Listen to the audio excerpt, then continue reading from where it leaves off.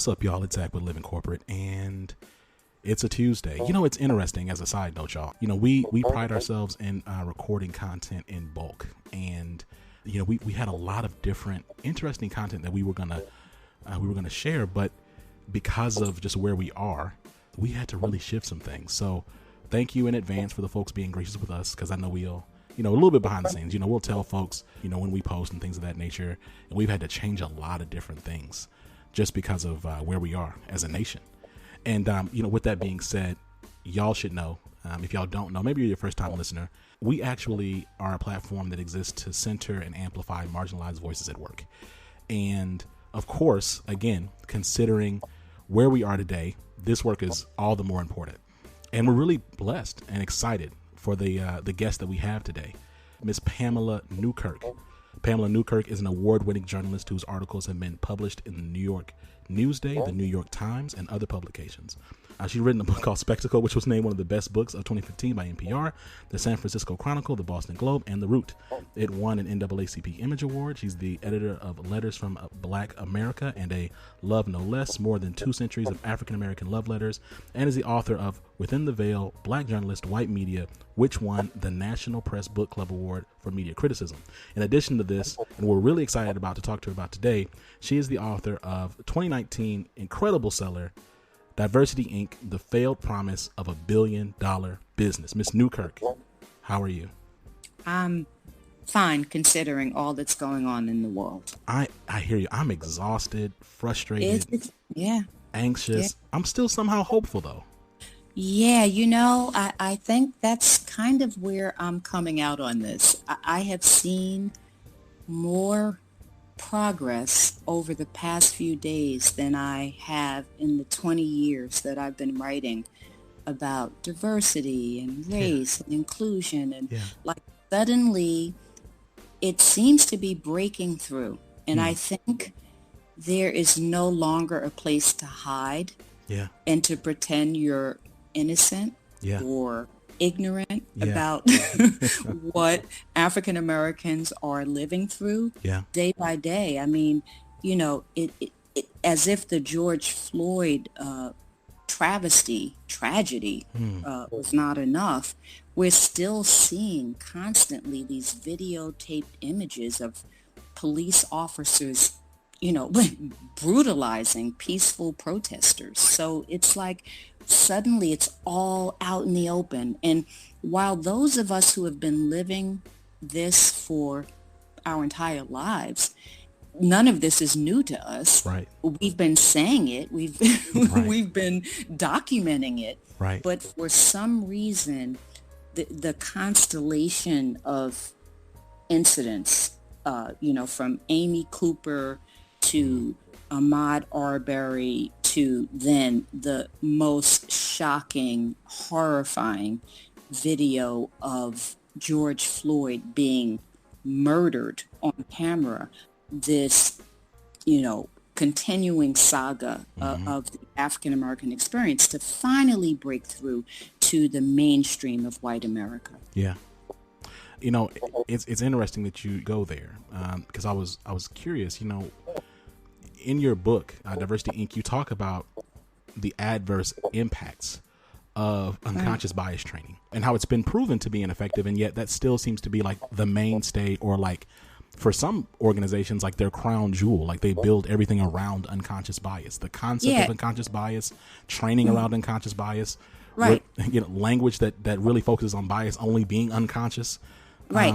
It's like drive-through diversity, you know, drive-by diversity. That's what the civil rights lawyer Cyrus Murray calls it. It's like companies are willing to spend billions of dollars every year on all of the, you know, the apparatus of diversity, but they're not willing to devote money to interventions, to actually doing diversity, actually hiring a diverse workforce. It's not that complicated. It's not rocket science. And yet, you know, we live in a world where you can go on Google and find out almost anything. And yet, even in major cities, companies pretend that they cannot find, diverse candidates. It's really absurd. And I think, you know, the level of frustration and the number of people out on the streets is now really shining a bright light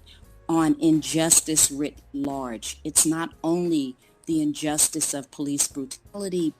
Racial injustice has just been normalized, whether it's, African Americans dying of COVID at, 4 times the rate of whites, whether it's like the radical underrepresentation of African Americans in practically every professional field, health disparities, you go down the line. Right.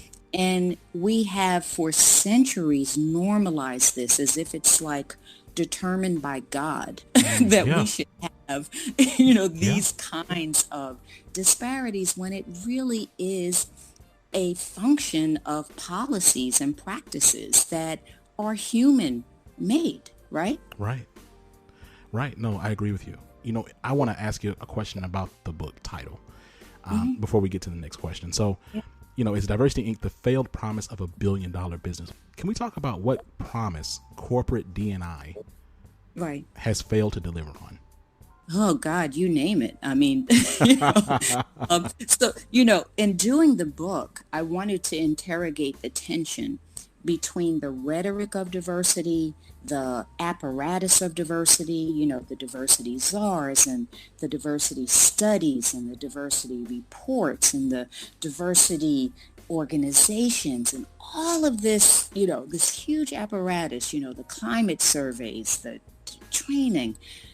I wanted to look at all, we're devoting so much time to that and why we consistently fail to achieve diversity. Like, what's going on? Why are we spending billions of dollars on something that has been shown year after year to fail? It seems ludicrous, but yet, you have a company like Google that will spend more than $100 million a year on diversity initiatives and year after year end up with a workforce in which African Americans are like 2% of the employees in tech.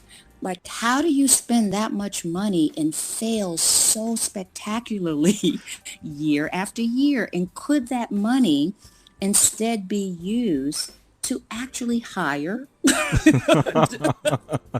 just to hire people. Yeah, silly me. Right.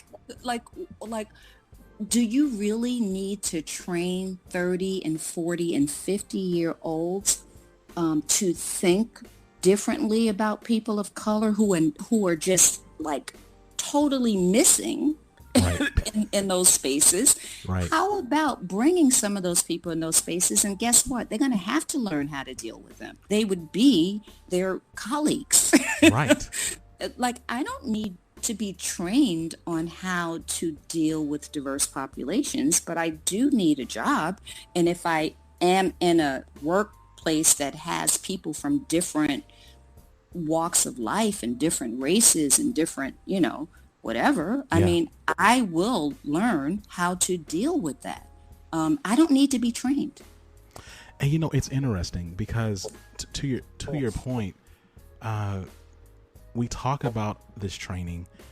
It doesn't go anywhere. And frankly, I'm frustrated by the space. And so as I continue to look at it, and I see certain patterns, and it seems almost like diversity and inclusion is a space where I'm going to paint with some broad brushes here, but you know what? It's my podcast and I can do that. So it seems, it seems as if diversity and inclusion as an industry is like a space where white women can go to like help them with their careers or to help give them certain levels of access or profile. So like I've seen white women like talk about diversity and inclusion at like these big platforms like Davos, right? Right. But like and like they'll stand up there and they'll say something fairly pedestrian, if not outright obvious, right. But they're applauded for it, and it's like they're applauded by other white people. So it's like a community within itself, right? Like yes. they use a lot of language that we really don't understand, and right, and worse than that, I'm going to go further. Go ahead. diversity has come to mean everything and nothing. What is diversity? Most institutions don't even agree on what diversity is. Diversity could be more women, more white women. Diversity could be more LGBTQ, and they can be white. Diversity could be people with mental or physical, issues, Disability, yes. and they could be white. So diversity can totally eclipse racial diversity and still, to many institutions, qualify as diversity.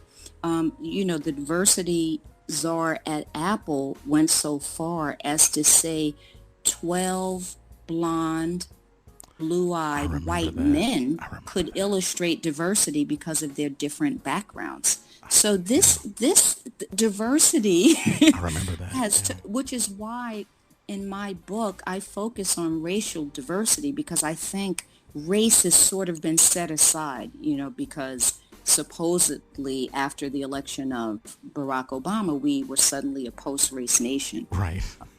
People are not saying that anymore. No, they are not. No, not today, but they were saying that, yes, they were.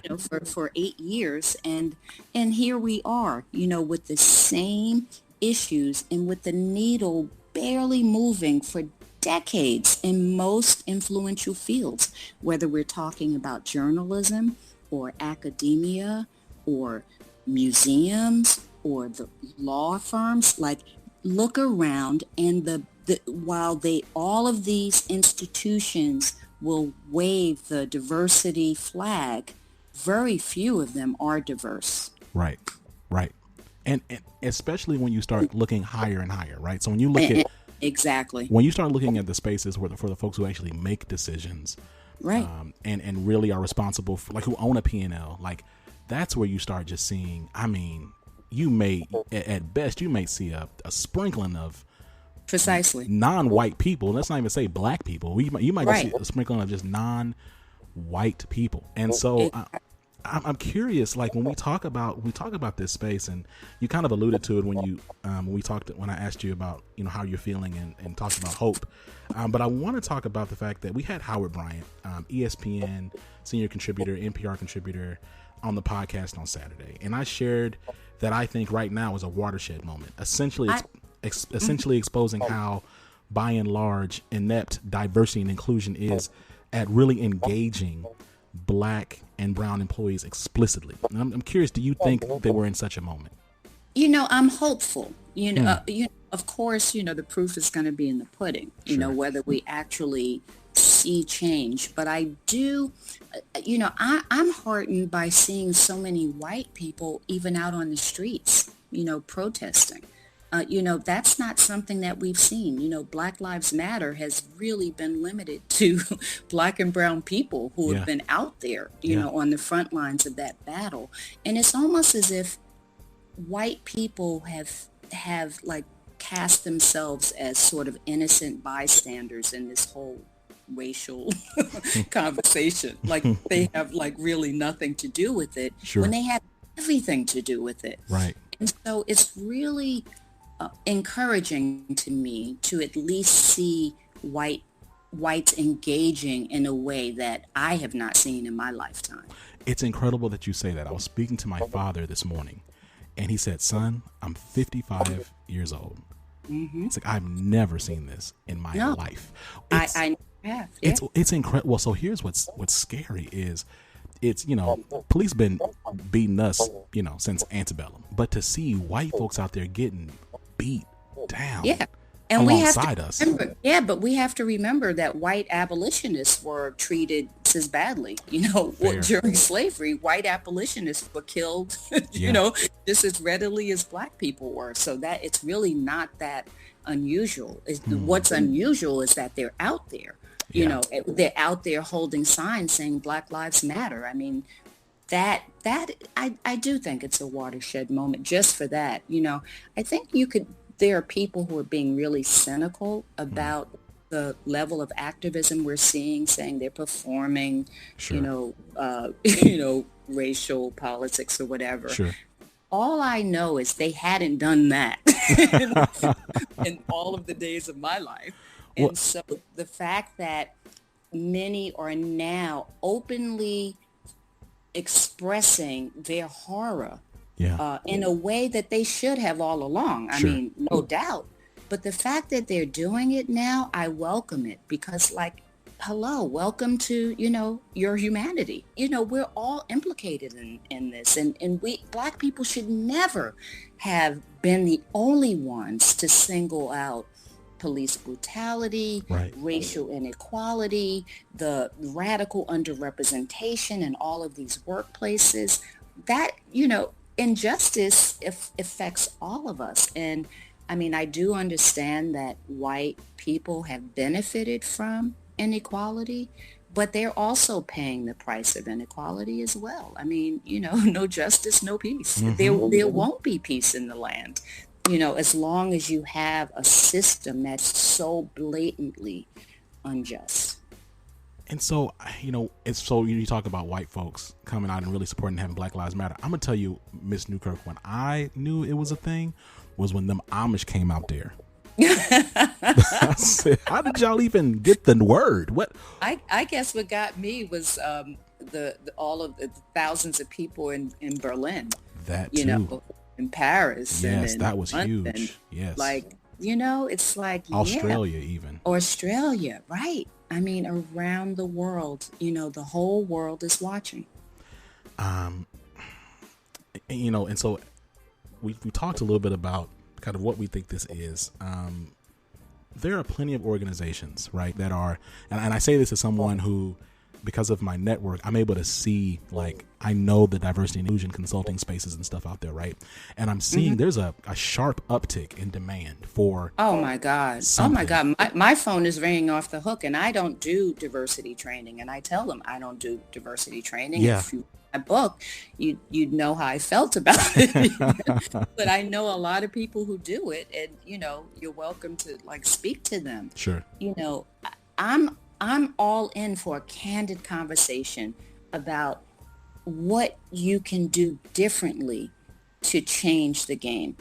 But I don't think it's something that you need someone in week after week. I mean, if that's going to help you get to a place where you actually, right, create opportunity for non-white people, if that's what it's going to take, fine. But all of the studies have pretty much conclusively shown that training doesn't work. The numbers, the data's out year after year, shows that training doesn't work too, because most Fortune 500 companies have been doing this training for years, and the numbers don't budge. And a lot of times they get worse. And yeah, there's that Harvard study by Frank Dobbin that shows that these studies, especially when it's mandatory training, it triggers a backlash among white men who, instead of supporting diversity, it makes them even more resentful of it. Right. And even worse, his study showed that 5 years after this training, the percentage of Black women and Asian men and women actually decreased, the numbers in management. So why are companies doing the same things and expecting different results? And it's interesting because they're coming in and they're doing that, right? Like the same training. I agree that ultimately the whole idea of we need to come and have a dialogue is frustrating, because I feel like we've been dialoguing. So I'm 30, and I feel like we've been dialoguing for a long time. Oh my God. I mean, I've been in journalism and higher ed for more than 30 years, but longer than you've been alive. And it's the same conversation. It's the same conversation from, the 1960s. Right.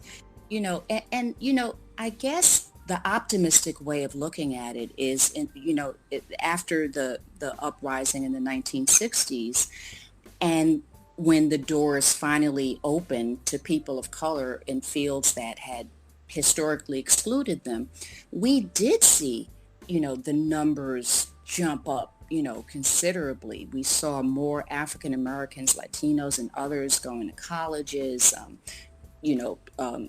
entering fields that they had been excluded from. Yeah.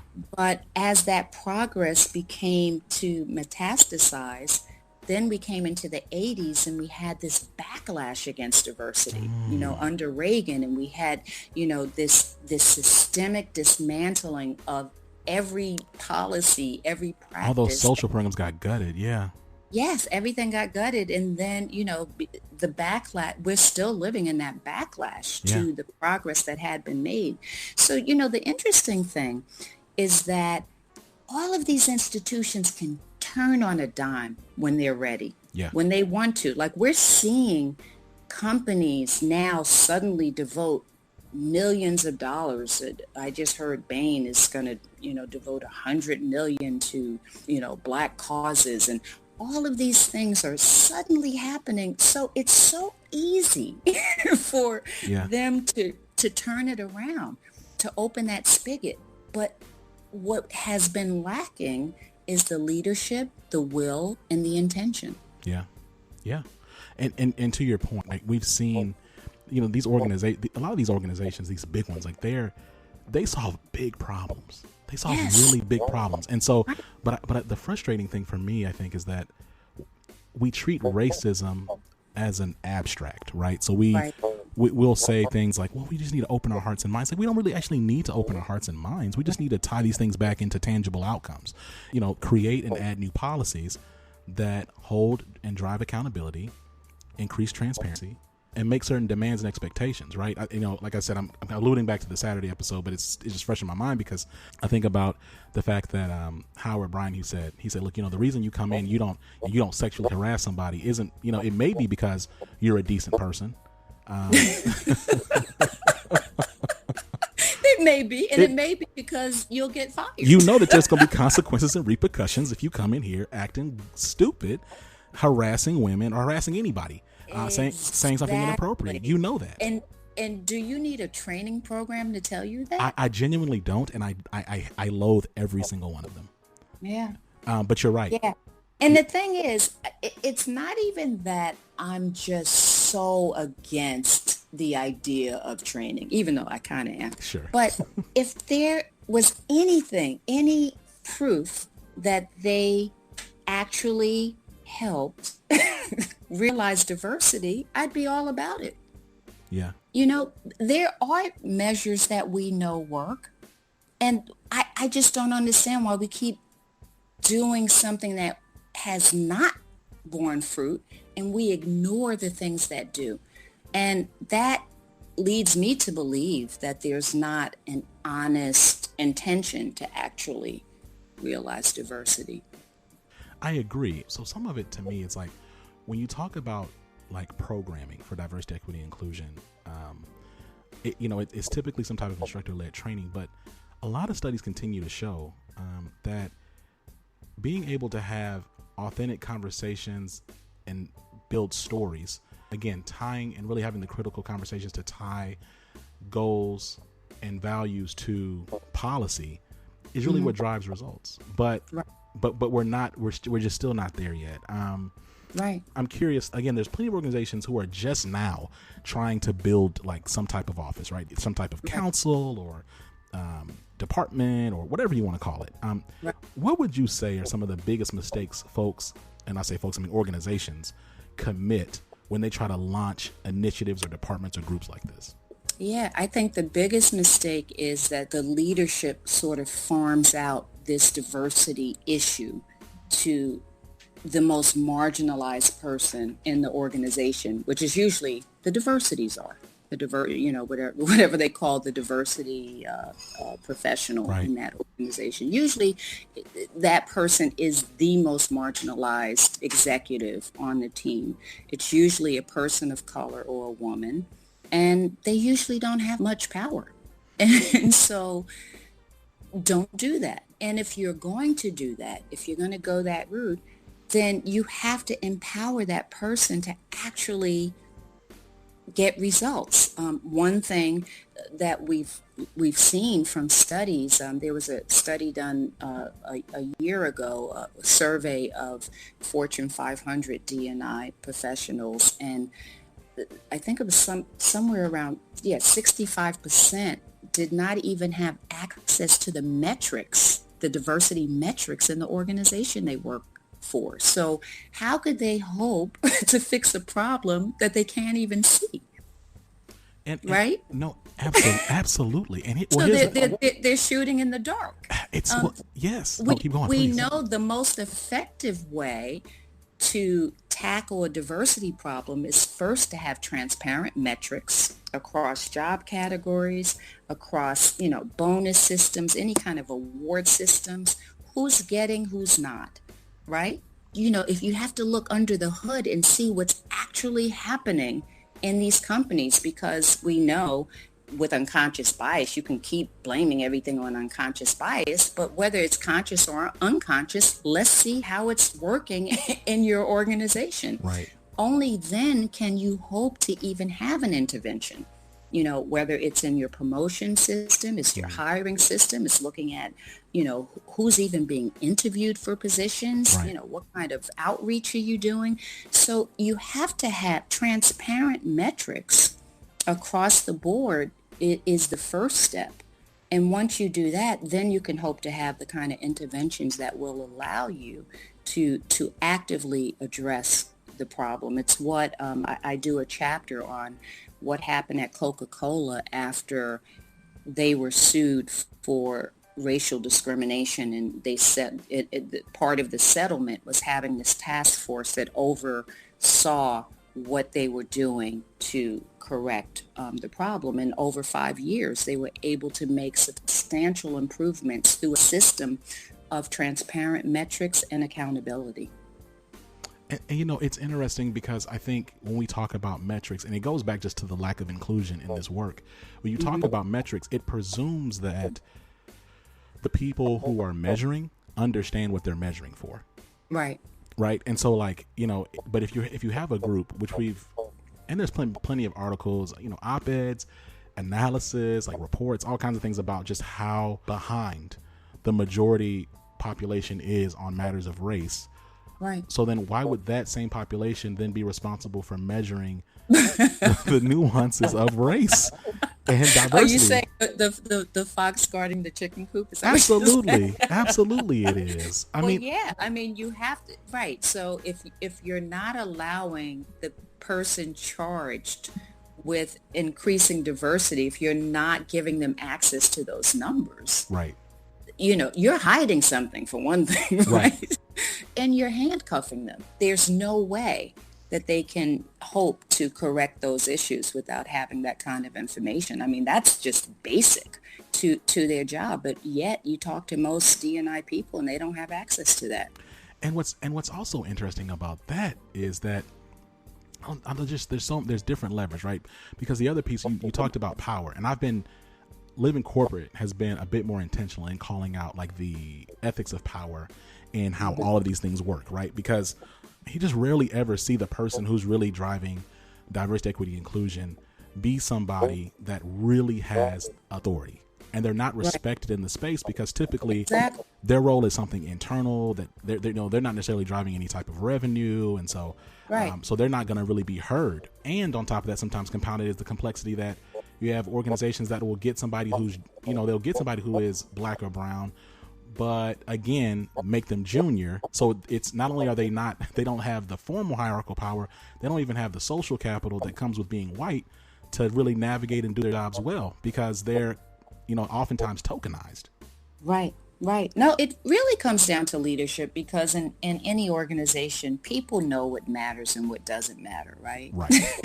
You know if a person really has power, if they just have a title. Like it's not hard to figure out, who you have to respect and who you can ignore, and what they stand for. So it really does come down to leadership. And if leaders are going to continue to farm this issue out to marginalized people, be they consultants or, a diversity person who really has no power, we're not going to see any progress in that space. And I mean, looking at, all of these fields that have not changed in all of this time, that has to be willful. And so it's going to take will to change that. And I hope we're living in a time now where people realize that, this is not a sustainable situation. It's not. And it actually leads me to my next question. I want to quote an excerpt from your book. The quest for racial diversity has long been an uphill crusade, but now it's waged in a far more polarized climate in which many whites now claim they are being disenfranchised as others are afforded undue advantage. An NPR poll conducted in 2017 found that 55% of white Americans believe they are discriminated against, while tellingly, a lower percentage said that they actually have experienced discrimination. A Reuters survey in 2017 found that 39% of whites polled agreed with the statement that, quote, white people are currently under attack in this country, end quote. So I'm quoting this because the reality of this, I believe, is still showing up in 2020, in that a significant percentage of white D&I experts, quote unquote, they have the opinion that white folks, particularly white men, need to be included. Because if you don't include them, then you're essentially violating your own principles by excluding them. And so I'm curious, like, especially as we see an uptick in focusing on Black lives, and really working, there's a lot of folks downloading and buying books on anti-racism, and like, there's a really, there's a push for that right now. Do you see this trend increasing? Oh, definitely. But I mean, we're just weeks into it. So. That's fair. so I can't tell you where it's headed, but, I see that as a good thing, because, for years, for decades, African Americans and other scholars of color and journalists have been doing this work. And oftentimes we're preaching to the choir, and now to see so many whites leaning in to this scholarship and to the idea of anti-racism, not only, relating to members of, skinheads or the Ku Klux Klan, but could implicate the average white person, right. That, reading Robin DiAngelo's work, White Fragility, where she talks about, the ways in which whites perpetuate white supremacy, but they do it in a way that they feel they're just neutral in it. They don't see how they are helping by either their silence or by just holding these deeply embedded ideas about race and merit and who actually deserves the kind of privilege that many whites enjoy. Like, are there African Americans? Maybe there are a few who they see as deserving the kind of privilege that they enjoy, but that's the exception, not the rule. So these ideas are so deeply embedded in the white American psyche that it will take some time to kind of dismantle an ideology that has been rooted in the history of this country, right? From the very beginning. And these ideas did not bubble up from the ground up. They were taught in places like Harvard and Princeton and Yale and Columbia University, so this whole idea of science, was rooted in this notion of African inferiority and European superiority. Measuring skull size and all that kind of stuff. Yeah, so we're not that far removed from that. It's that ideology is still very much a part of the American, fabric. Ethos. Yes. And until that is exposed and examined by the people who hold those ideas, we're going to continue to see it play out in so many ways. And to your point, when we talk about racism, there are folks who I have, colleagues, associates, whatever, right? And we'll talk about racism, and a lot of times we'll talk about it like in forms that, like, it's out there, like it's out there, like that's why George Floyd, because of systemic racism, that's why George Floyd was murdered in the street on camera, and with no accountability until we had riots. But the challenge, and I think the next step as we look at this work, to your point around like really addressing and interrogating it, is analyzing what the same systems that allow those types of things to happen, the Amy Coopers of the world, those systems persist here too in work. Exactly. And it's being able to kind of position yourself within the space, Yeah. Like, where are you? Like, how do you benefit from this system? And what do you do with your privilege? And Yeah. it's not enough just not to be actively racist.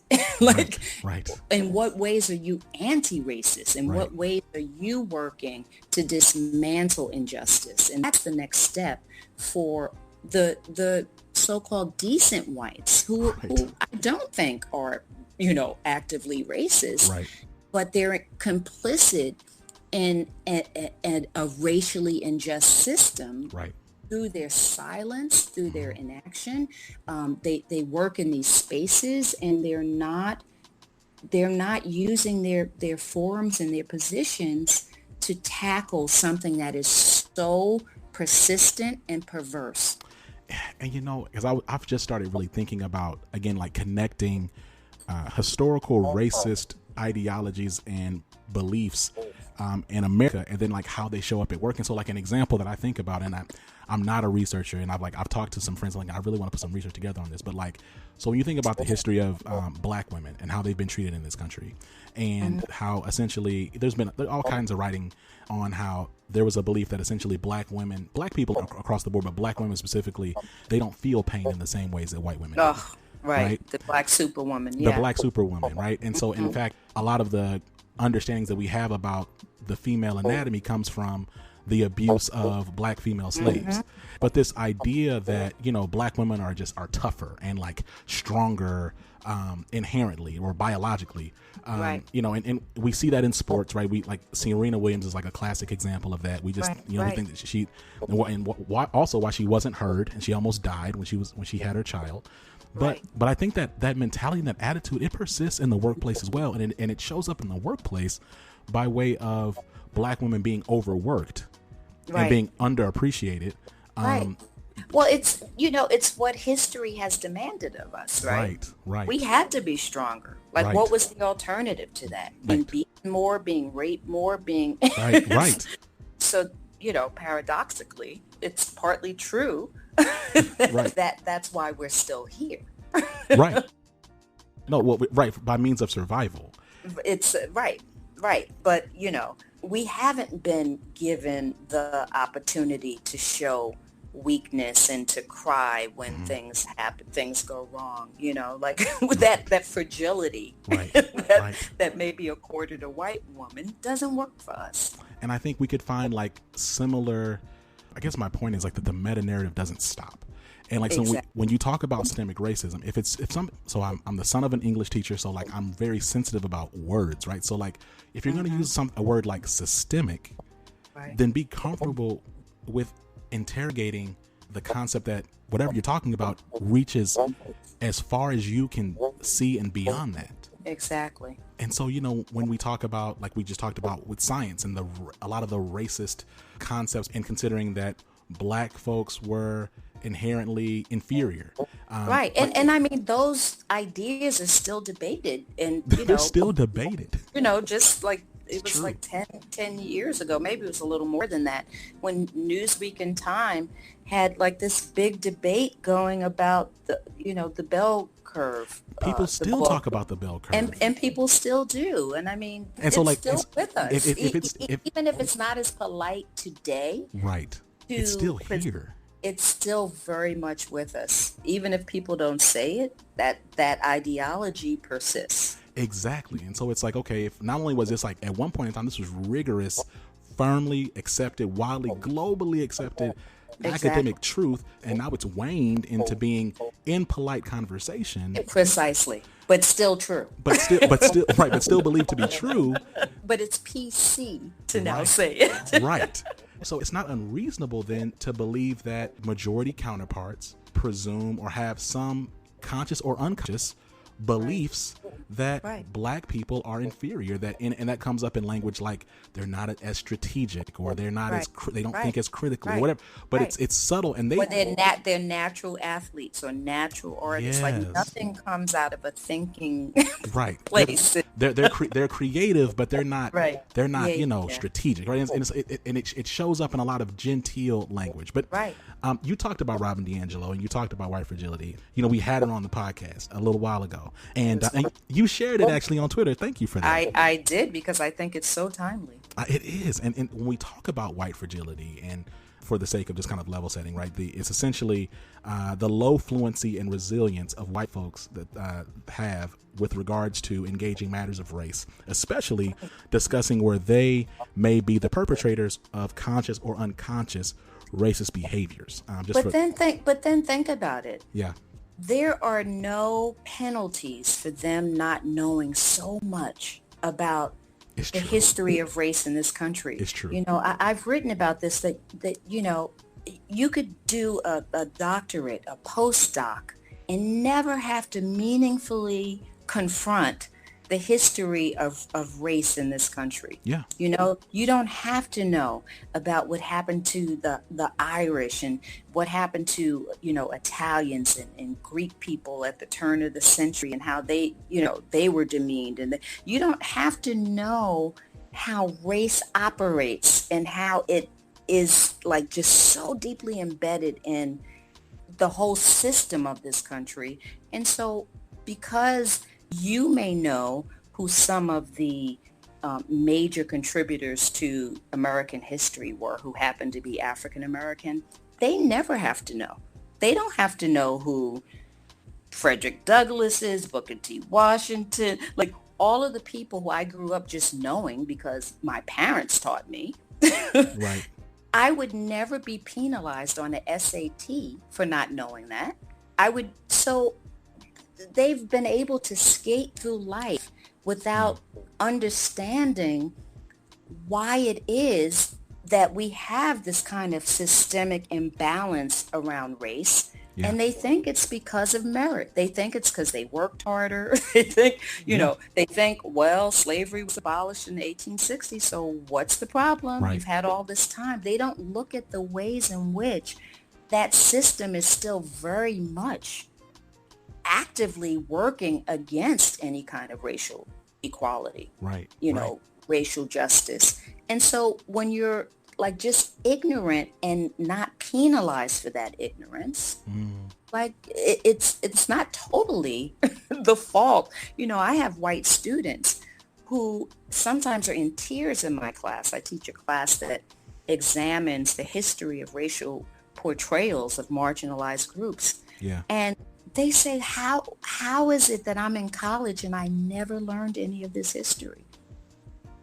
Like it's not their fault, you know, because only those who choose to elect, and these are electives that they would take to learn about this. Right. It's not required. Like these courses are so marginalized and they're so important for white people to have a sense of all of the ways in which they have been privileged throughout history. Yes.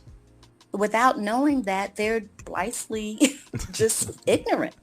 Well, and to your point though, right? Like you have this group who, you know, so let's talk about like the workplace. So you have this group that has never had to really critically engage around race, never had to engage around how their own behaviors have been harmful to folks that don't look like them. Now, all of a sudden, no matter for how long, let's, you know, like you said, this just really got started, right? This is really, you know, but yeah, we're just a couple weeks in, but let's say this goes on for, I don't know, 2 years, whatever. Right. You know, suddenly there's going to be, you go from running at to not moving at all to almost running at a rabbit's pace. Right. And I'm curious about, with the current climate focusing on Black people, Black experiences, and really continuing to unpack that, how would you advise like a majority white leadership space mitigate burnout? Because they just don't have again, we talk about white fragility, they don't have the bandwidth. They don't have the bandwidth, and they don't have the cardiovascular, right, to keep up. Well, you know, I think they do. Okay. You know, I think these institutions have been so afraid to engage these matters, and now they're seeing the consequences of their kind of hands-off policy. We've made the progress we have made due to uprisings in the 1960s. Yeah. Because all of that scholarship was out there then, but no one listened until buildings started burning and, Yeah. where people started feeling kind of, unsafe. Yeah. And then suddenly everyone leaned in to listen. Hmm. And I think we're in that same kind of space right now where I think people are honestly leaning in. I mean, I've gotten notes over the past week from colleagues who, kind of didn't real I guess they saw me as kind of a radical, and now all of a sudden they're seeing my ideas as mainstream. They are. Yeah, so they're writing me and it's like, wow, you were prescient, or it's like, no, I wasn't. You weren't paying attention. Yeah. You All are. of everything that we're seeing has been happening all along. Nothing is new. The only thing that has changed is that white people are suddenly acknowledging the truth that has been with us all of this time. So now that they are, I do believe that we can begin to, first of all, there's so much out there. There's so many scholars of color and professionals of color and people who are ready to get in there, right? And contribute to all of these institutions that have ignored them, devalued them, not hired them. Right. These institutions are about to be enriched, if they truly embrace the diversity that is available, well-trained, well-educated, just ready to jump in and help these organizations become more just places. And I do believe that if they continue to lean in the ways in which they have over the past few weeks, I think a lot of good can come from this moment. And do you think, and let me ask this then, so do you think that will offset the amount of folks who are uncomfortable and end up, going elsewhere or under, yeah, so what I mean is, do you think that the amount of folks that come in and they deliver learning and folks grow and they increase Black and brown engagement and through hiring and of course retaining the talent that they have, do you think that will offset the amount of white folks who will just find all of this offensive and disengage? You mean like the 57 police officers in Buffalo? Yes, timely. That's resigned. Timely, yes, because they were supposed to held accountable. Their colleagues were suspended for critically injuring a 75-year-old man. Yes, white man. Goodness gracious, guys. Yes. I mean, I don't think that's going to happen. Because first of all, people need employment. Yep. And I think that you're always going to have that percentage of, just straight up white supremacists who are not going to be in spaces where there are people of color, and, good riddance. But, amen. But I don't think that's going to be, the biggest roadblock to having diverse environments, because I don't think they're going to give up all of these fields. I don't think they're just going to suddenly say, "Oh, here, take my privileged, position at this law firm or in, in this company." But no, I think people can learn to work together. In fact, I think that is the best way to condition people to deal with different kinds of people, is just to put them in the same space where they see that, oh, this person is not like a Martian. This person actually has kind of similar values. And then they begin to see that there was nothing that frightening to begin with.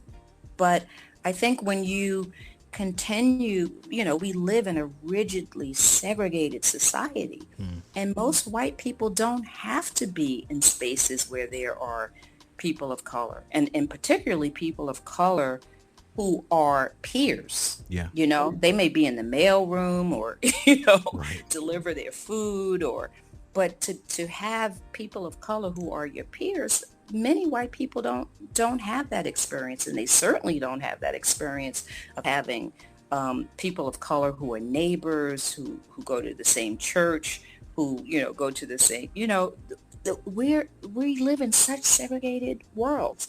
And so that kind of segregation becomes a self-replicating situation in the workplace, right? Yeah. Because people hire who they know, they hire who their friends recommend, they hire from this very closed off world. And until you can break that up, and have a far more diverse workplace, you're going to continue to have that kind of self-replication.